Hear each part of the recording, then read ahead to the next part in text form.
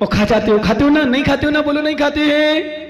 इसलिए ऐसी चीज नहीं खाना चाहिए जिसमें अशुद्धि का कारण बना होता है। क्या ऐसी चीज नहीं, जैसे मैंने कहा नमक, एक नमक होता है ना जो आप लोग नमक खाते हो, हम लोग धो के जो नमक आता है जो पहाड़ वाला पीछे जो नमक बनता है, मैं देख के आया हूं कैसे रहता है नमक, कैसे चलता है। बस तुम्हें शुद्धि चढ़ते उतरते तो ठीक है, ट्रैक्टर तक उसमें जाते, ट्रैक्टरों से लाया जाता है। और ट्रैक्टर वही नाली में आया, वो ट्रैक्टर मतलब उसमें जीसीबी कह दो, वो कह दो, जिसमें इकट्ठा होता है, नाली से आया, नल से आया। 2 नंबर बच्चे ने, गरीब बच्चे बेचारे, उनकी लैट्रिन बाथरूम नहीं बनी, बाहर ही कर दी। वो 4 बजे कौन देख रहे हो, जल्दी लगी, बेटा बैठ जाते दोपहर। और सुअर वहां थे नहीं, वो थे तो थोड़ी बहुत खा गया, थोड़ा बहुत पड़ा है। और ट्रैक्टर आया, चला गया, और जाकर के उसी टायरों से नमक मिल गया, और उसी में तुम्हें बढ़िया फिल्टर करके मशीन में साफ करके ले जा माता, 16 धारी माता, खा ले नमक। यहाँ तो कह रही महाराज उनको बनो नहीं खाओ लो, इको बनो नहीं खाओ लो, वो नहीं खाओ लो, और नमक काहे खाओ लो फिर? क्यों खाते हो नमक? क्या कारण है? विचार करना। इसलिए ध्यान देना।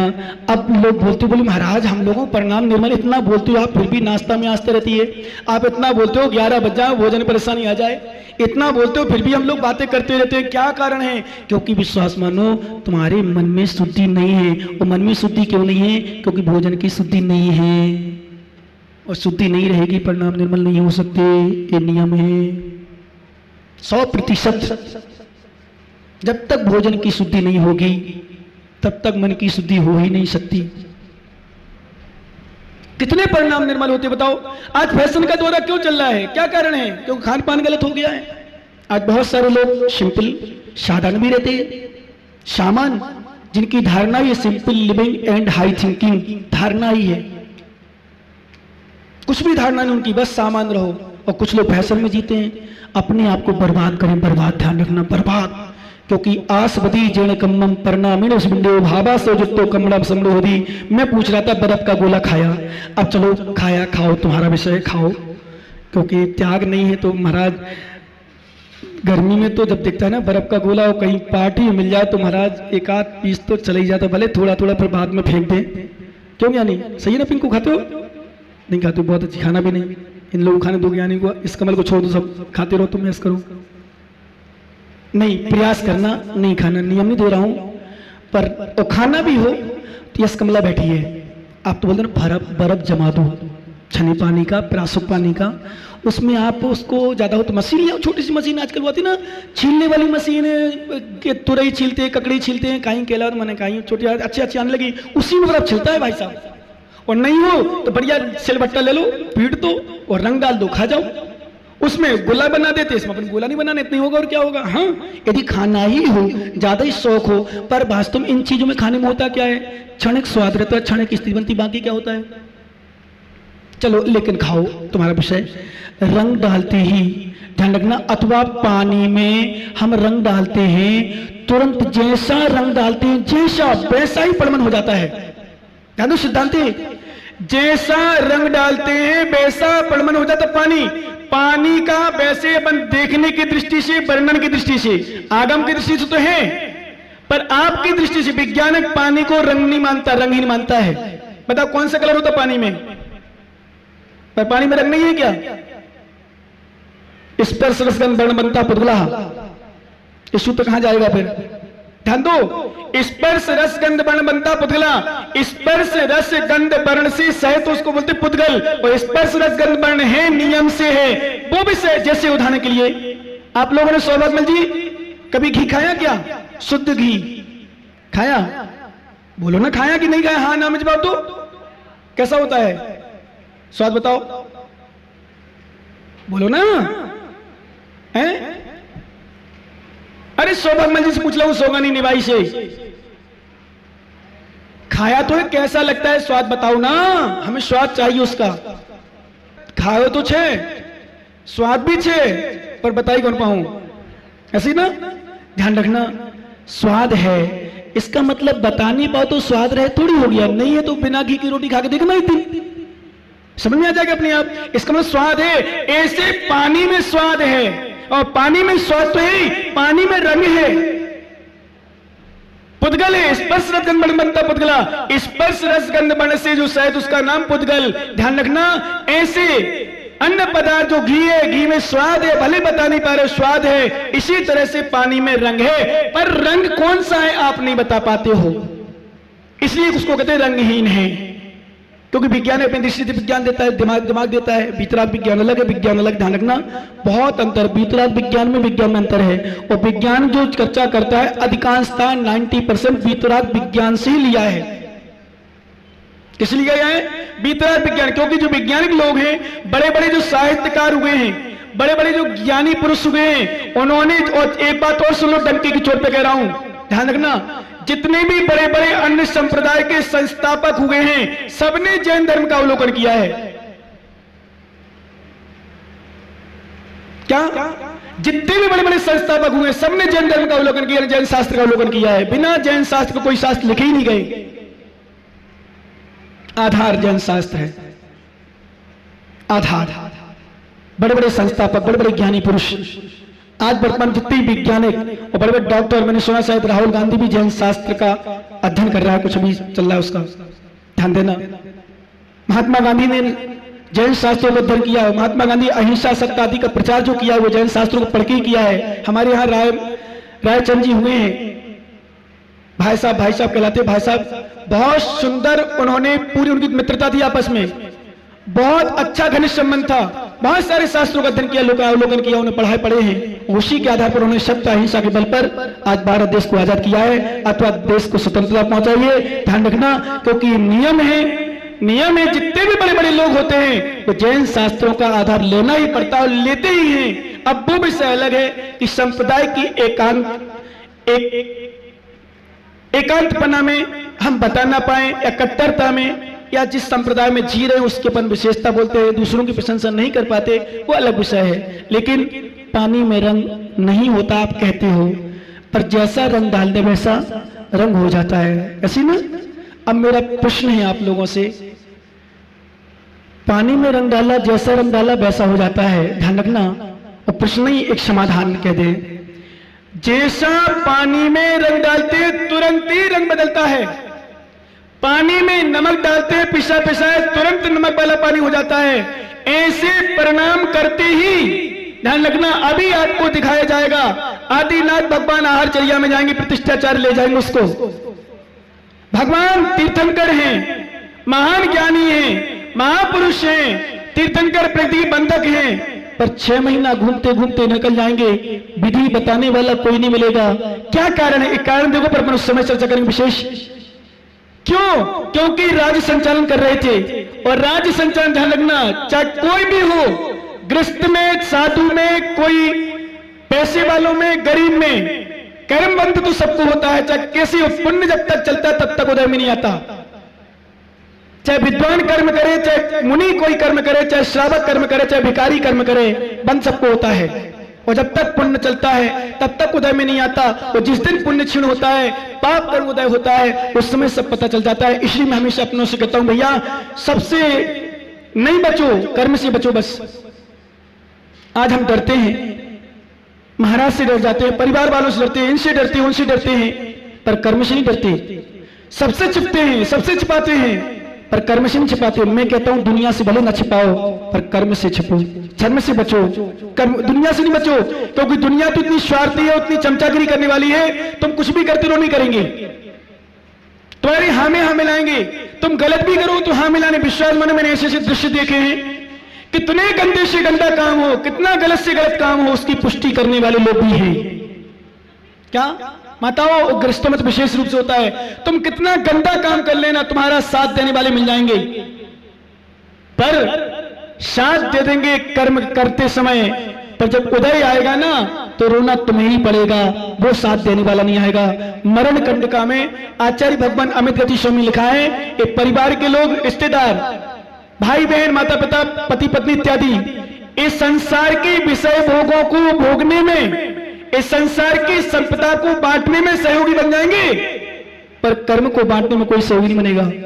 एक को करेदी कम्मम, एक को हिंडती संसारे, एक को जायदी मर्दम तस् फुलम भुजदे। एक को अकेला व्यक्ति कर्म करता तो अकेला भोगना पड़ता है, अकेला ही संसार में करता है। पत्नी भी तुम्हारे साथ नहीं जाती, पति भी साथ नहीं जाता। पति का मरने का समय आ जाए, ऐसे कई दृष्टांत हैं, पति के मरने का समय आ जाए और डॉक्टर कहे पत्नी तुम मर जाओ। ऐसे आ गया था जिस मां ने अपने बेटे को पढ़ा लिखा दिया, बड़ा कर दिया और विश्वास मानो ऑफिसर बना दिया।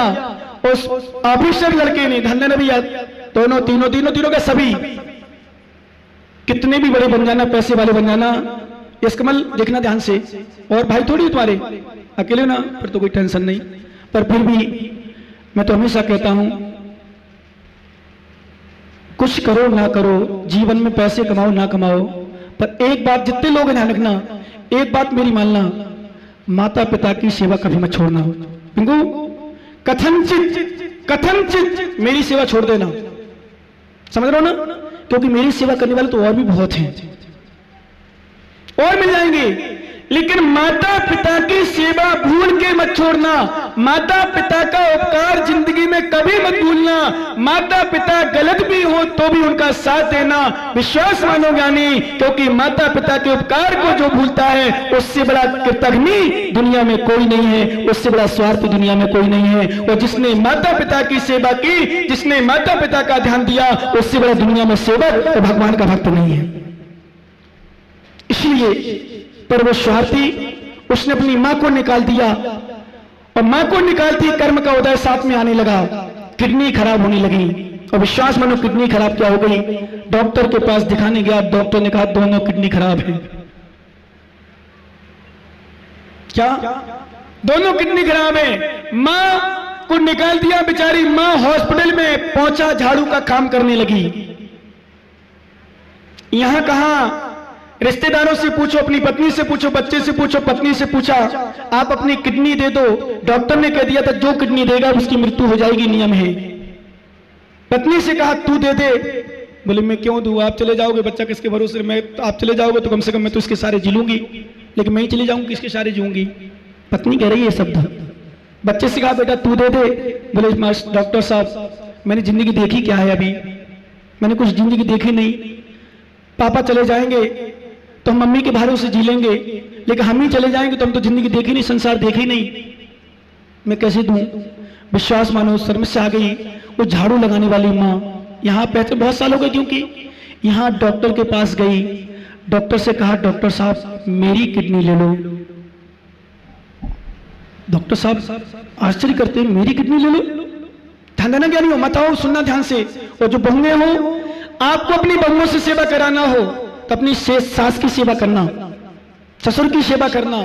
वो आप अपनी सास की सेवा नहीं करोगे, मेरी गारंटी ही आगे चलकर जब आप सास बनोगे तो आपकी बहू सेवा नहीं करेगी, नहीं करेगी। नियम है टिट फॉर टैट, जैसे को तैसे मिलेगा। हम सेवा करते हैं दूसरों की तो सेवा हमें दूसरे करेंगे, हम ही सेवा नहीं करेंगे तुम्हारी सेवा कोई करने वाला नहीं मिलेगा।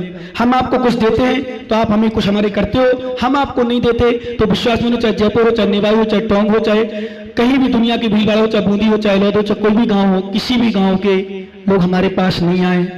ये दुनिया है, संसार है, हम जिसके साथ जैसा करेंगे व्यवहार उसके साथ वैसा मिलेगा। इसलिए ध्यान देना मत आओ, अपनी बहुओं की सेवा, अपनी सासों की सेवा जरूर करना। दुनिया में सब कुछ छोड़ देना पर उसको नहीं छोड़ना। वो माँ, डॉक्टर कहता माँ तुम कौन हो, तुम अपनी किडनी देना तो अपनी मृत्यु को वरण कर रही हो, मर जाओगी माँ। बोले डॉक्टर साहब मर जाऊं, पर इसके जो लड़का है इसको किडनी देकर के इसकी जिंदगी बचा दो डॉक्टर साहब, मैं तैयार हूं। तो डॉक्टर साहब बहुत, क्योंकि पढ़े लिखे इंसान तो ज्ञानी होते ही हैं, साधु संत होते हैं, पर पढ़े लिखे ज्ञानी विद्वान डॉक्टर आदि भी विद्वान होते हैं, ज्ञानी होते, समझदार होते हैं। मालूम क्या कहता है, माँ सच बताओ आप इसकी लगती क्या हो, क्योंकि ये काम माँ से बढ़कर के कोई और नहीं कर सकता, माँ के अलावा कोई नहीं कर सकता। कब जबकि पता नहीं माँ के डॉक्टर साहब को माँ है, तो माँ ने फिर उसको शर्त दी, नियम दिया, संकल्प दिया और वचन दिया, डॉक्टर साहब राज को राज रहने देना, बस तुमने सही कहा, मेरा बेटा है। बेटा है? हाँ डॉक्टर साहब मेरा बेटा है। इतना बड़ा ऑफिसर और तुम झाड़ू पोछा का काम। बस कुछ मत पूछो डॉक्टर साहब, अब तो उसको दो। विश्वास मानो, डॉक्टर साहब अपने ऑफिस के पास, मतलब उसको जिसको किडनी लगनी थी अपने क्लाइंट के, तो पेशेंट के, तो उसके पास गए। बेटा चलो ऑपरेशन, किडनी मिल गई। जब किडनी लग गई, ऑपरेशन हो गया, यहाँ तुम माँ चल बसी। कुछ दिन बाद बच्चा जब वो ऑफिसर था, डॉक्टर से अनुमति लेके छुट्टी होने लगी, छुट्टी आने घर जाने लगा, तो डॉक्टर साहब के पास जाता है, डॉक्टर साहब को बधाई देता है। डॉक्टर साहब बताओ मैं आपके सम्मान में क्या करूं, मैं आपके उपकार का कैसे बदला चुकाऊं, मैं आपको क्या भेंट दूं। आपने मेरी जिंदगी की लाज रख दी, आपने मेरी जिंदगी को बचा दिया, आपने मेरी जिंदगी की बहुत रक्षा की, बताओ क्या इनाम दूं। तो डॉक्टर साहब लोभी नहीं होगा, बोले पागल मूर्ख, मुझे क्या बधाई देता है, दे अपनी तुम मां को, मान उसका उपकार जिसने तुझे किडनी दी है। तेरी पत्नी ने तुझे मना कर दिया, तेरे बेटे ने तुझे मना कर दिया, पर तेरी मां जिसके लिए तूने शादी होती मां को घर से निकाल दिया था, वो मां हमारे यहाँ झाड़ू पोंछा का काम करती थी। उसे पता चला मेरे बेटे की किडनी खराब हो गई, उसने किडनी दी है। धिक्कार हो तुझ जैसे बच्चों के लिए। विश्वास मानो, उसकी आंखों में आंसू धारा पड़ गई। डॉक्टर साहब मां कहाँ है, बताओ मुझे मां से मिलना है। डॉक्टर कहते पागल, जब जिंदा रही मां तब मां से नहीं मिला, अब मां से मिलना, मां तो तेरी चल बसी। आंखों में आंसू के अलावा कुछ नहीं था। अब क्या हो, चिड़िया चुग गई खेत, कर्म का फल मिलता है, जो जैसा करता है। माता पिता के साथ किया, उसको किडनी खराब हो गई, किडनी फेल हो गई, वो तो माती, पता चल गया तो माँ ने दे दी, नहीं तो मर जाता वो भी। रहती माँ पत्नी अलग, बच्चा अलग, क्या होती जिंदगी कहीं पता नहीं।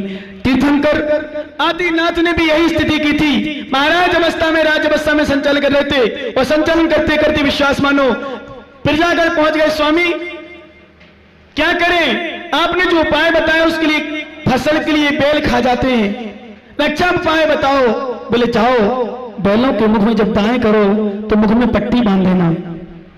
क्या करना, मुख में पट्टी। सुनना माता, ध्यान से सुनना, आहार बाद में दे देना। क्या आहार देना, क्या आहार दोगे तुम, पहले सुन लेना अच्छे से कि आहार कब दे रहे, क्यों दे रहे, इतना माहौल क्यों, इतना महोत्सव क्यों मनाया जाता है, क्या कारण है। हम तो आहार तो दे लेते हैं, करबंद कर जाते हैं, हम आहार देते हो, कैसे कैसे भाव रहते हैं, कैसे शुद्धि रखते हैं, कैसे शुद्धि रखना हम आहार की बताएंगे अभी। मिट्टी में चढ़ गई ना, कोई भी ध्यान रखना, विशेष शुद्धि का पूर्ण ध्यान रखना भी बता रहा हूं। क्यों आहार की महिमा इतनी विशेष रूप से है, आहार आदिनाथ की क्या कारण है। उन्होंने 6 घंटे के लिए मुख में पट्टी बंधवाई। अब कर्म कहता है भगवान, आप भले भगवान बने रहो, जब भगवान हो उनको नहीं छोड़ा, कर्म ने ज्ञानी, ध्यान रखना। 6 घंटे के लिए मुख में पट्टी बनवाई। भगवान आपने राज संचालन कर लिया अच्छे से, कर्मोदय नहीं आया, दीक्षा ले ली, कर्मोदय नहीं आया, 6 महीना ध्यान में बैठे रहे, कर्मोदय नहीं आया, क्योंकि जब तक मुट्ठी बंद होती है तब तक पता नहीं चलता।